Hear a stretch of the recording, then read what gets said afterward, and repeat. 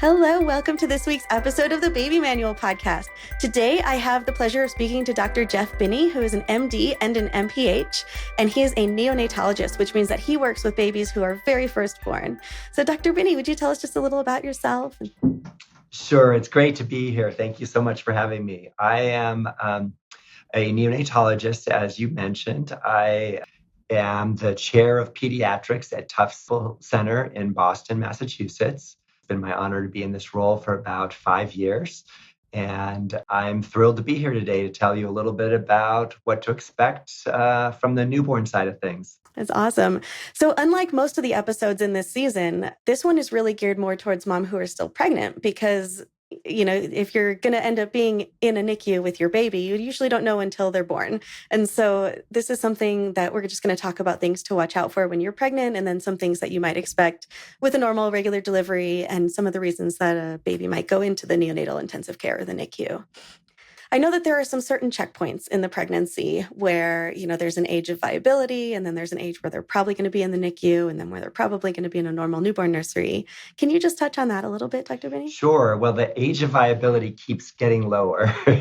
When I first started my career in the late 90s, sort of when you hit 25 weeks, we were thinking you had a 50-50 chance of survival. Since that time, it's been going down. I just was watching a local news channel did a story on a 23-weeker who just left our NICU after a 150-day stay. So it was really exciting to see how much progress we've made in the last few decades. That's really awesome. Why do you think that is, that it's getting earlier and earlier? I mean, it's not like anything's changing inside with the embryonic development, right? No, nothing's changing inside. I think our ability to take care of newborns who are trying to develop outside of the womb has just slowly improved. There were some major changes at the start of my career with a substance that we can put into the lung that can replace one of the factors that the immature lung doesn't usually have. When babies are born, the lung is full of little tiny air sacs called alveoli, and those alveoli want to collapse. They're usually coated with a substance called surfactant. And that was one of the big first huge improvements in neonatology, to be able to give babies surfactant. And one of the stories I used to tell our trainees is, like, John F. Kennedy had a premature child that didn't survive. That child was 35 weeks and had what we call Respiratory Distress Syndrome, or RDS. And it's because the lungs didn't have that surfactant. The child wasn't able to breathe on his own. And nowadays, that would be just so unseen to have a baby born at 35 weeks die because of RDS, because we can give them surfactant. We also can use mechanical means to help them breathe. So a lot of babies now, instead of putting a breathing tube into their airway, we just give them a little bit of oxygen under pressure to help keep their lungs inflated. So even if we don't have to give them the surfactant, we know if we can prevent them from collapsing, they will do much better. So there's been tremendous improvement, but surfactant and the ability to take care of babies whose lungs are immature has probably been the biggest advance in neonatology over the course of my career. And it's just continued to slowly improve. That's awesome. And I'm sure also IV antibiotics is another fairly recent, since maybe the I don't know, 1950s or so. I think we've antibiotics have been there. Our ability to know when to use them, how to use them judiciously, has definitely improved. We know that there's a good side and bad side to everything. So, infection is one of the major problems that babies that are born prematurely face. They don't have quite the mature immune system that a full-term baby has, and even full-term babies are more prone to infection than older children. So antibiotics are crucial in our ability to help prevent babies from getting life-threatening infections. However, we do know we can't just put them on antibiotics and think, oh, you'll be protected, because that leads to antibiotic resistance. It leads to, instead of having bacterial infections, having fungal infections and other things. So again, that's one of the things that over the past few decades, our ability to know how to use antibiotics, which antibiotics to use, how long to use them for, has just slowly continued to improve. Yeah. And you mentioned full-term babies, and I know in the U.S. we define that as 38 to 42 weeks. When I was in school in Europe, so the timing of that is like we time it from the date of the last menstrual period, which is actually 2 weeks before a mom even ovulates and is actually pregnant. But in Europe, they would start it from the time of ovulation or conception. And so over there, full term was 36 to 40 weeks. I'm not sure how it is around the rest of the world, but when we're talking about weeks, at least for this podcast today, we'll be using the US system, which is from the mom's last menstrual period. And that means that like the due date is 40 weeks after that. Yeah, it's a great point. Thank you. So is there an age? Yeah. Yeah. Is there a certain gestational age or point in the pregnancy where a mom should think, like, if she goes into labor early, how early is early enough that they would need to be in a place that has a NICU available? So it really depends on where you are and what the local supports are at the hospital. But in general, in the US, we have different types of tiers of NICUs. We have level 1 birthing centers, at least in the state where I practice in Massachusetts, that are really supposed to be just for full-term babies. Occasionally, 35 to 36-week moms will show up and they'll deliver there. And most of those babies, knock on wood, are able to do well. But there are some things that can occur at any time. But if that's the case, then the baby gets transferred and hopefully mom can follow baby. But around 35 weeks is a cutoff for most of the hospitals where I work, where if you're below 35 weeks, your baby is not going to necessarily be able to stay with you in the normal nursery or in the mother's room, because the chances of having issues related to being premature are high enough that you really do want someone taking closer advantage. So those level 1 nurseries don't have what we call special care nurseries or a nursery where the baby can be observed full time. Level 2 nurseries are sort of the second level of nursery where babies who are going to require more hands-on nursing care and close observation by the healthcare team and not be able to stay with mom are typically anywhere under 35 weeks to, it depends a little bit on your region. In Massachusetts, we have 2As, which are allowed to deliver electively down to 34 weeks, and 2Bs, which allow for more respiratory support after a baby's born. And so we can opt to allow babies to be delivered there up to 32 weeks. But again, it really becomes a discussion between the mother's doctor, and the neonatologist or pediatrician to determine what do we think this baby's going to need. And our goal is always to try to keep mom and baby together in the best place possible. So under 32 weeks, almost always you're going to have to go to a higher level NICU. And those are typically sort of in major cities. They're typically referrals. There's both level 3s, which have sort of most of the neonatal intensive care unit services that a premature baby will need, and level 4s, which tend to be referral centers who have all of the needs that a baby could need, plus extra specialists and surgeons and every specialty that you could potentially ever need. Things like ECMO, which is extracorporeal membrane oxygenation, which is sort of a prolonged heart-lung bypass that some babies need, or cardiac surgery. Again, these aren't just regular run-of-the-mill pregnancy issues, but the higher level NICUs are usually the ones that the smallest and most premature babies will go to. Cool. So yeah, it sounds like if a baby's more than 2 months early and mom's in labor, she should probably go into a specialized center that has a NICU. And if baby's a month early, it's sort of on the fence, but that might be better to have at least a level 2 available. That's an excellent point. I do think the most important thing though is don't try to get to the level 3 or 4 NICU on your own if you're in active labor. go to the closest hospital, let the doctors there help you and make arrangements to transfer you into another hospital. And that may be what happens. If you're 2 months early and you go to your local hospital that only has a lower level NICU, then they're going to say, you know what, mom, I think it would make sense for you to try to get into the higher level NICU, and we're going to transfer you and baby together while you're still pregnant. And hopefully you'll go there and you'll be bored and twiddle your thumbs and not deliver. But what we don't want is moms to try to drive or travel long distances to get where they think they need to be, only to deliver en route. That's probably the worst. But reaching out for the higher level of care is really a discussion between mom and her obstetric provider. Right. And yeah, we do have the capability at least all the hospitals in the US to send a mom and a baby safely and to send them with people that can help along the way in case anything does happen before you get to that hospital.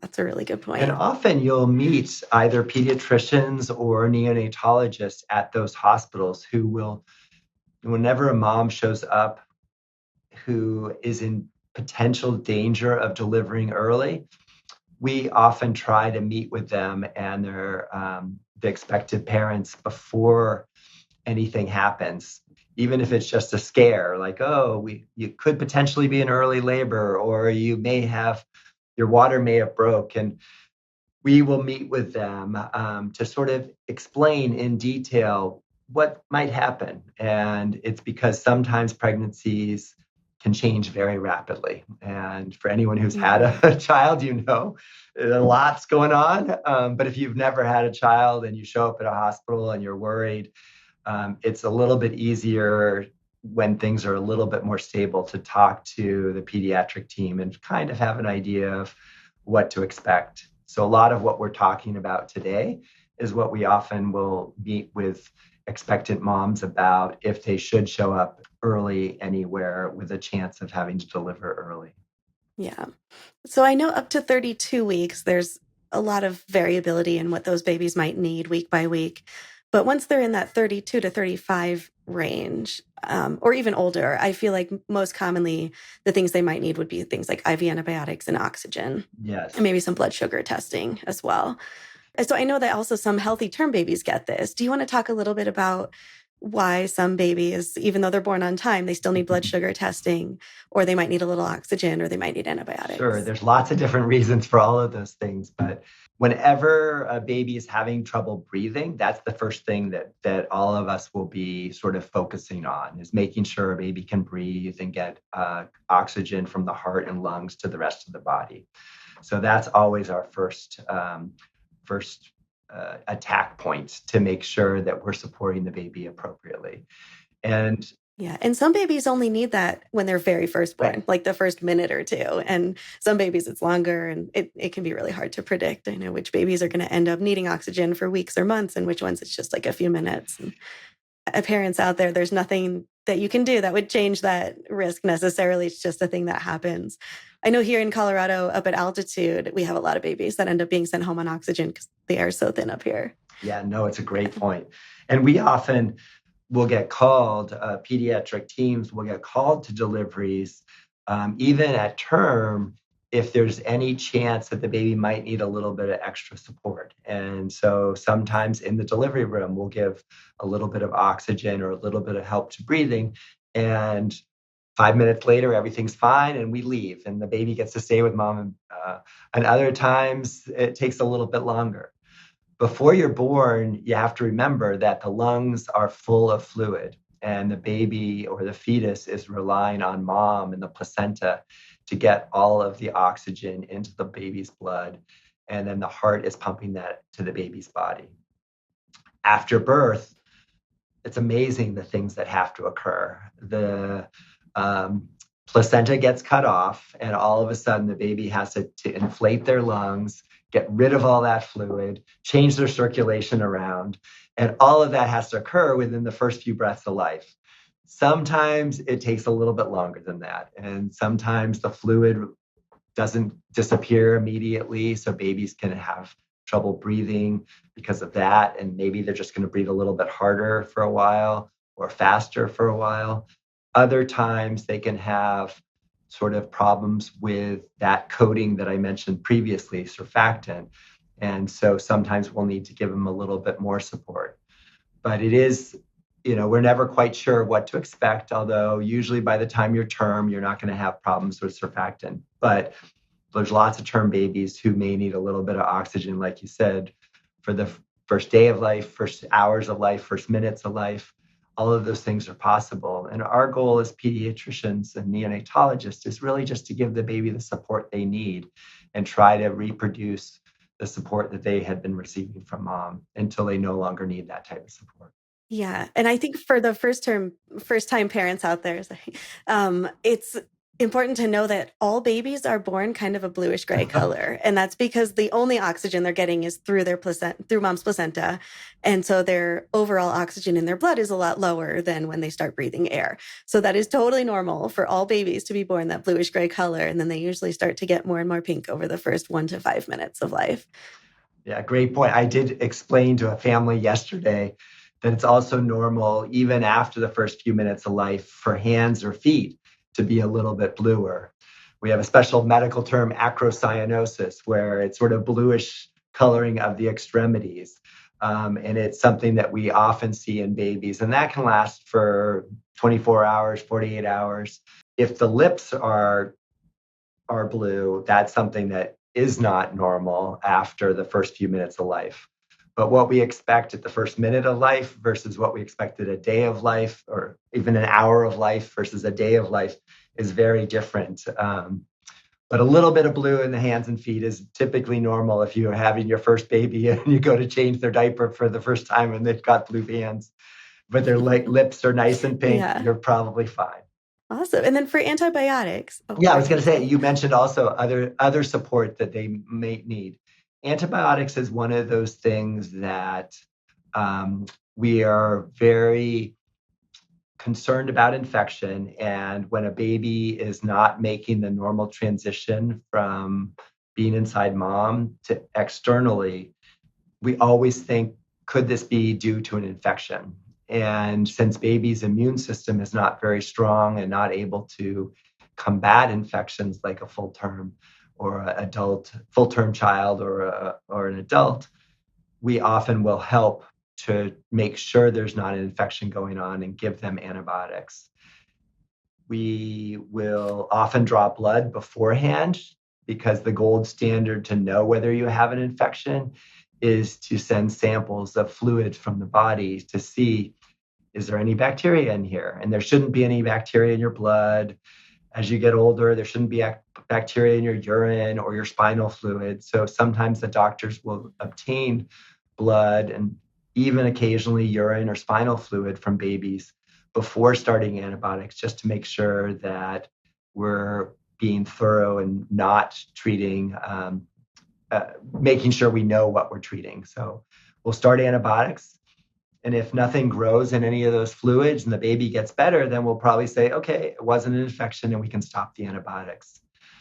Typically, that's about 48 hours worth of antibiotics in most places. That has also changed over the course of my career. It used to be 72 hours, but the ability to detect bacteria in our fluids has improved over the course of my career. So we are a little bit better at feeling comfortable stopping antibiotics a little bit earlier. And I've had some parents ask me when they test for the group B strep in pregnancy, sometimes it comes back positive, and those moms should all be on IV antibiotics during labor. And I've had parents ask me, do I really have to do that? And why do I really have to do that? And I say, it is very important to help prevent infection. I don't know if you want to just add a little more detail. Yeah. Then yes, it's important. And I think it's probably one of those things that over the course of my career has really improved or, decreased the number of babies who get ill from early onset bacterial infection. Group B strep is one of the many bacteria that all of us carry around in our bodies. Some people have it, others have different bacteria, but all of us are colonized with bacteria. the problem with group B strep is it can cause infection in babies early. And we know that if we sort of try to prevent that infection by giving mom antibiotics during labor, those babies have a much better chance of not getting an infection right at birth. It's not 100%. And there are still some babies who, even if they've gotten antibiotics, can develop what we call later onset group B strep infections. But this is a normal, natural thing. Moms who have group B strep shouldn't feel any different than moms who test negative for group B strep. And any baby who's sick, we will start antibiotics anyways for. But if we can do anything to try to lessen the potential for infection, that's why we recommend moms get the antibiotics during labor, because we would hate to sort of not give the baby the best chance possible. Also, in the US, we test at 36 weeks for group B strep. So anyone who's in labor before that, we don't know necessarily if they're positive or not. But my understanding is that when a mom, if her water breaks early or she's in preterm labor, it could potentially be because of an infection. And so we usually recommend giving antibiotics as well to those women in labor. Yep. And certainly, not only for the group B strep, but we've also found that moms who have ruptured early, often giving antibiotics will create or prolong what we call latency. So it may be that the body won't be as likely to go into full-time labor. And so many of my maternal fetal medicine and obstetric colleagues will start moms after they rupture with a short course of antibiotics to try to prevent them from going into full-blown labor and have the baby be born prematurely. So both for group B strep and to promote latency or prolongation of the pregnancy, often moms who do present early will get antibiotics when they first present. Now, for blood sugar testing, I know that there's at least 4 categories that I can think of babies that are too small, babies that are too big, moms who have gestational diabetes, and babies that are early should all get some sort of blood sugar testing when they're first born. I feel like the small and big ones are kind of straightforward, where like if a baby is large for their gestational age, so they're bigger than the 90th percentile of what they should be, depending on how many weeks they are, their bodies are just bigger and they burn up sugar faster. And so that's why we check those guys, right? And then the little ones, it's more because they don't have as much body fat on them. And so they tend to just burn up more sugar trying to stay warm or thermoregulate. For the infants of diabetic mothers, you can probably explain that more concisely than I could. And then the preemies as well. Maybe you could just tell us why those ones get their blood sugar tested. Yeah, well, remember again, during pregnancy, babies are getting sort of a constant infusion of nutrients from mother. And when the placenta is no longer there, all of a sudden they are going from getting a constant infusion of things like sugar, which is the energy the baby needs, to intermittent infusions of energy. When you and I, we're able to eat and sleep for 15 hours, and our body's hormones and other processes will help regulate how our body releases our own internal stores of sugar, how it utilizes that sugar. But when a baby's first born, they are having to go from sort of this constant, nice, steady state to this up, down with the lack of that infusion. So we are really concerned about that. And like you said, larger babies are probably more used to a lot more energy coming across all the time. So that's why they often need blood sugars. Smaller babies just don't have the stores. So even if their body wants to release the sugar, they just may not.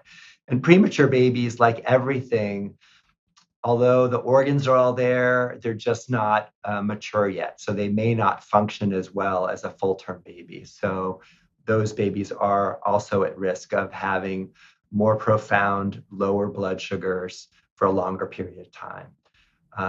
And the other babies that I'm not sure we talked about yet, but other babies are babies that are really stressed at birth, because our stress response is to release a bunch of sugar, use it, and then all of a sudden we need more and it's not there. So babies who are stressed right at the time of delivery often will also get blood sugars. And it's something that we just want to make sure that the brain is getting the energy it needs. So if we see that the blood sugars are low, we can address it.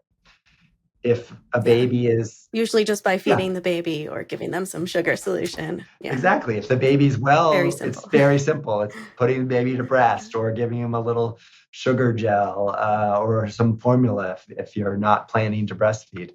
But hopefully it's just feeding. For the babies that are really immature or that are having breathing problems, then it becomes harder. You can't really feed them if their heart and lungs are needing extra help. So often we'll put in an IV, and sometimes that IV will be just like the mom's IV in the arms. Sometimes it will be in the umbilical cord. We will use the big blood vessels that baby was using while he or she was inside mom, and use those to give infusions. And that's very common in the smaller premature babies. And then for mothers who have gestational diabetes, I know that oftentimes their blood sugar is higher than usual. And so the babies are used to a very high level of sugar, but the insulin that mom makes doesn't cross the placenta. So when these babies are very first born, they have to make their own insulin, and then that causes their blood sugar level to go down quicker as well.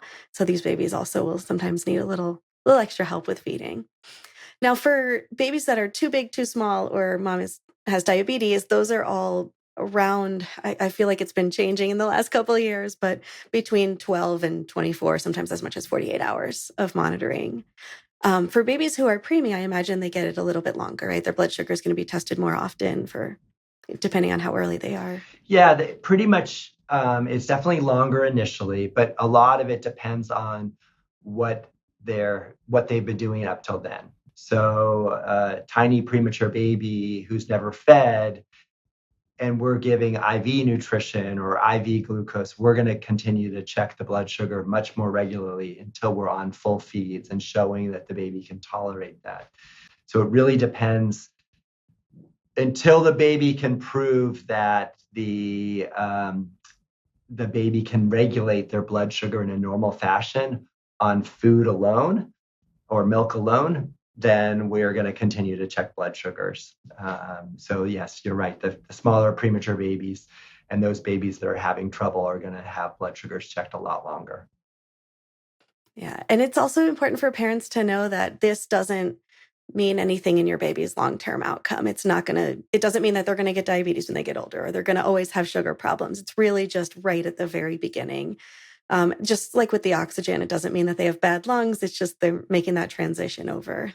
No. Yeah, like you said, there's so many changes that happen in the body in those first minutes, hours of life that the baby's just adjusting.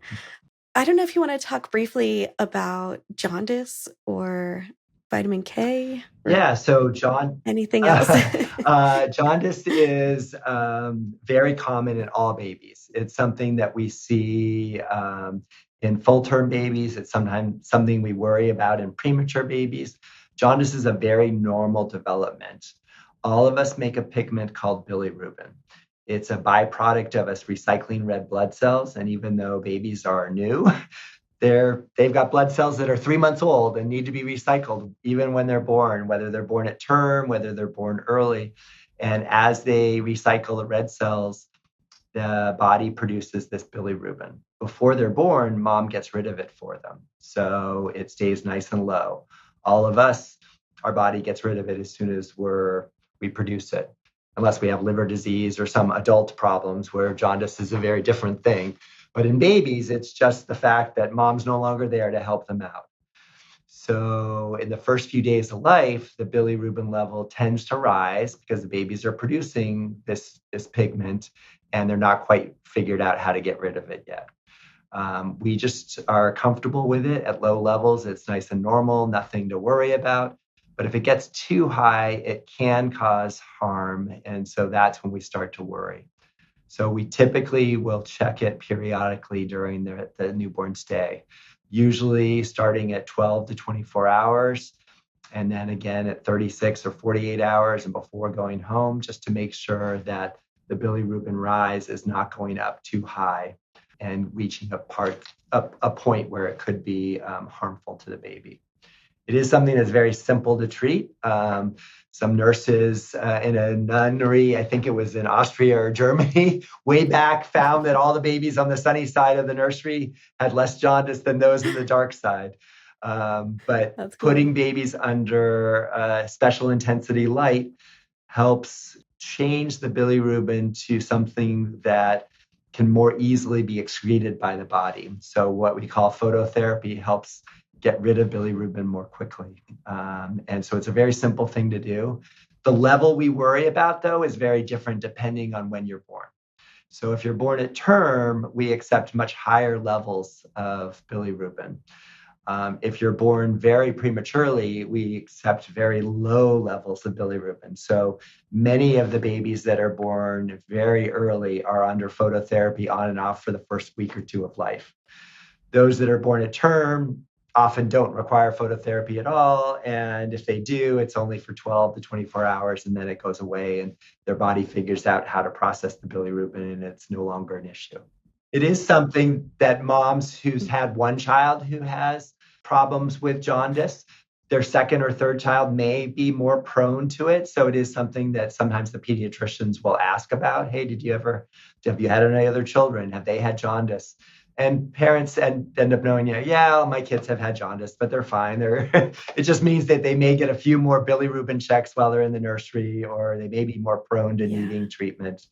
But it is something that they all outgrow. And there's only a few rare things that if it's not responding, we do look into, but it's such a normal part of regular newborn care that most of the time you don't have to worry about those other rare disorders. Yeah, I always tell parents that bilirubin is mostly pooped out. And so the more the baby eats, the more they poop, the quicker it goes away. But sunlight or that blue light therapy that we use for phototherapy breaks it down into a form that they can also pee it out. So it just leaves their body much quicker when it's like that. So yeah, just keep on feeding your baby and have some passive sunlight. We don't want them out in the sun. They will get sunburned, but through a window, if you keep the blinds open, that can also really help prevent jaundice. And it typically shows up in the first 2 weeks of life, if it's going to show up at all. I've heard on social media a lot of pushback about the vitamin K injection that we give babies when they're very first born, because some moms seem to think that it's associated with jaundice. So just to sort of debunk that, jaundice is something that happens on its own. It's from the red blood cells. What vitamin K does is it helps your body to create clotting factors, which are just totally different. They're just little chemical substances in your blood that help you to stop bleeding. And it can help prevent really serious bleeding in babies. So things like bleeding from their GI tract, where they would have a lot of blood in their poop, or bleeding inside of their head are two of the bigger ones that we worry about with vitamin K. It's not a vaccine. It is injected, but it is just a vitamin. It's not a vaccine. Vaccines prevent infections. It's a little bit different. Is there anything else that you wanted to say about vitamin K, or any other reassurance you can give parents that it really is very helpful, it's not harmful, not associated with jaundice or anything else? Yeah, no, it's a great point. Vitamin K is one of those things that it seems like most vitamins you can take pills for. It's not absorbed well. And the way that you and I make vitamin K is bacteria in our gut. Those groupie strep and other bacteria, I don't know exactly which ones, but those bacteria that live as part of us help create the vitamin K that we absorb. So when babies are first born, they aren't able to produce it, and they don't get a lot from mom. So while they're deficient in the first few days of life, they can spontaneously have bleeding. And the last thing we want to do is wait for the bleeding and then try to treat them, because that can be life-threatening. And like you mentioned, the thing we worry most about is for a baby to have a spontaneous bleed in the brain that could have lifelong consequences, when all we needed to do was give them a little bit of vitamin that they're missing until their own body can take over the production of the vitamin down the road. So it's something we really do get concerned about when people say no, and often they do confuse it with other immunizations or other things. It's really no different than any of the other vitamins. It's not something they get right away, either through breast milk. They have to wait for their body to colonize with the bacteria, and eventually they'll get it, but you don't want to have a trouble before they get it. Yeah. And like you said, even the vitamin K drops orally aren't absorbed very, very well. It's very variable absorption. There's no like dosing that exists for that because it's different from baby to baby, but for the most part, they just don't absorb them. And so, yeah, it is very important to get that shot. Awesome. Any other topics that you think we should touch on or I think closing I words? think for now, I think we've gone through a lot. It's always scary during pregnancy if you have to go to the hospital early and it's unexpected. The teams will try to tell you what to expect. And, I think we will give you a lot of information. But the big thing is to know that our goal is really to continue to provide the supportive environment that a baby has when they're inside. And that's the whole role of a neonatologist, is to just kind of let the baby develop. And when babies develop, just like they develop later on in life, they all develop at their own rate. They go through these things, the stages of development as they're going to go through them. And our goal as healthcare members, a healthcare team, is to really just give them the support they need to let that development occur in as safe as way as possible. Yeah. And a lot of the time, after they're a few years old and they're a child, they're just a regular kid. You Yep. can't even No, tell exactly. that they were born early Yep. a lot of the time. Exactly. That's awesome. And yeah, and I think the other big takeaway from today is if you think you're in labor, go get checked Yes. right away and see if you are to your nearest hospital. Yeah. Don't be scared to go. They'll send you home Yeah. if you're not in labor. Awesome. Well, thank you so much, Dr. Binney. It was an absolute pleasure talking with you today. And I hope this helped our parents out there to feel better.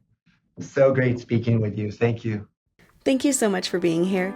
Hey, if you could, hit that like and subscribe button so that you'll be the first to know when new episodes come out. It will also help other parents like yourself to be able to find the Baby Manual podcast. You can also listen to the first 4 seasons of this podcast on your favorite podcasting platform. It's available on all of them. And you can also check out my YouTube channel. I have lots of videos and shorts that will help you feel empowered as a new parent as I talk about all the common stuff that comes up in the first couple of years of life. Thank you so much. Have a wonderful day.